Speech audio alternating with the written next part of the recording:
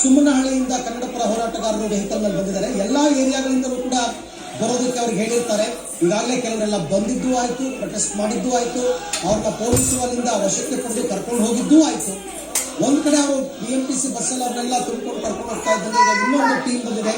ಬೆಂಗಳೂರಿನ ಸುಮ್ಮನಹಳ್ಳಿಯಿಂದ ಇವರೆಲ್ಲರೂ ಕೂಡ ಬಂದಿರತಕ್ಕಂಥದ್ದು. ಇವರು ರ್ಯಾಲಿಯಲ್ಲಿ ಭಾಗವಹಿಸಲು ಬಂದಿದ್ದಾರೆ. ಬಟ್ ಆಶ್ಚರ್ಯ ಏನು ಗೊತ್ತಾ, ಈಗ 10 ಗಂಟೆ 10:30ಕ್ಕೆಲ್ಲ ಇಲ್ಲಿಂದ ಬೃಹತ್ ರ್ಯಾಲಿ, ವಾಟಾಳ್ ನಾಗರಾಜ್ ಹೇಳಿದ ಪ್ರಕಾರ 5 ಲಕ್ಷ ಜನ ಹೋಗ್ತೀವಿ ಅಂತ ಹೇಳಿದ್ರು. ಈಗಾಗಲೇ 9